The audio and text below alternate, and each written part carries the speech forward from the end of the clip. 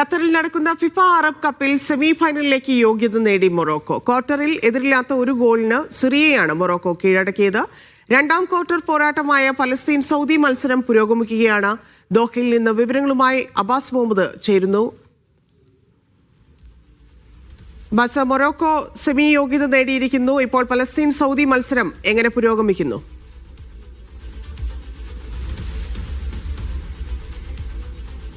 ഫലസ്തീൻ സൗദി മത്സരം ഇത് ആരംഭിച്ചിട്ടേ ഉള്ളൂ. അതിൻ്റെ കിക്ക് ഓഫിൻ്റെ വിസിൽ മുഴങ്ങിയിട്ടേ ഉള്ളൂ. ഇതിൻ്റെ ആദ്യ മത്സരത്തിൽ സെമി ഫൈനലിലേക്ക് മൊറോക്കോ എന്ന് പറയുന്ന ആഫ്രിക്കൻ ടീം പ്രവേശിച്ചിരിക്കുന്നു എന്നുള്ളതാണ് ഫിഫ അറബ് കപ്പിലെ ഏറ്റവും പ്രധാനപ്പെട്ട വാർത്ത. മൊറോക്കോ 79-ാം മിനിറ്റിൽ വലീദ് അസാറു നേടിയ ഏക ഗോളിനാണ് സിറിയയെ കീഴ്പ്പെടുത്തിയത്. ഈ ഗ്രൂപ്പ് ഘട്ടത്തിൽ വളരെ മികച്ച രീതിയിൽ പെർഫോമൻസ് നടത്തി മുമ്പോട്ട് എത്തിയ സിറിയയെ ഏക ഗോളിനാണ് അവർ കീഴ്പ്പെടുത്തിയത്. ഫസ്റ്റ് ഹാഫ് ആദ്യത്തെ പകുതി ഗോൾ രഹിതമായിരുന്നു. Syrian goalkeeper Ilyas Hadaya ചില മിന്നൽ സേവുകളൊക്കെ നടത്തി. അതുകൊണ്ടാണ് അവർക്ക് സിറിയയുടെ ഗോൾ പോസ്റ്റിലേക്ക് ഒരു ഗോൾ പോലും ആദ്യ പകുതിയിൽ വീഴാതിരുന്നത്. കൃത്യമായിട്ടും ആഫ്രിക്കൻ ടീമായ മൊറോക്കോ കുറച്ചുകൂടി കളി മെനയുന്നതിലും അതുപോലെ കളിയെ സമീപിക്കുന്നതിലും കുറച്ചുകൂടി ആക്രമണോത്സുകത കാണിച്ചു.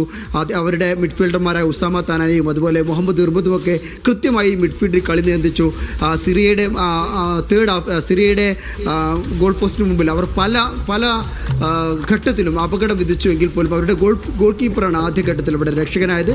എന്നാൽ 79-ാം മിനിറ്റിൽ വലീദ് അസാറു അവരുടെ ഏക ഗോൾ കണ്ടെത്തുന്നു. അത് തിരിച്ചടിക്കാൻ സിറിയൻ ആക്രമണം കിണഞ്ഞു പരിശ്രമിച്ചുവെങ്കിലും സുഫിയാൻ മുഫ്തിയെ പോലെയുള്ള അതുപോലെ മർവാൻ സാദനെ പോലെയുള്ള ഡിഫൻസ് പരിചയസമ്പന്നരായ മൊറോക്കോയുടെ ഡിഫൻസ് നിര പാറ പോലെ ഉറച്ചു നിന്നു. അവർ ഗോൾ വഴങ്ങിയില്ല. ഏതായാലും മൊറോക്കോ ഫിഫ അറബ് കപ്പിലെ ആദ്യ സെമി ഫൈനലിസ്റ്റുകളായിട്ട് അടുത്ത ഘട്ടത്തിലേക്ക് പ്രവേശിക്കുന്നു. തിങ്കളാഴ്ച അൾജീരിയയും UAE തമ്മിലുള്ള ക്വാർട്ടർ പോരാട്ടത്തിലെ വിജയികളെയാണ് മൊറോക്കോ നേരിടേണ്ടി വരിക. നിലവിൽ സൗദി അതുപോലെ ഫലസ്തീൻ്റെയും മത്സരം പുരോഗമിച്ചു കൊണ്ടിരിക്കുകയാണ്. ശരി അബ്ബാസ്.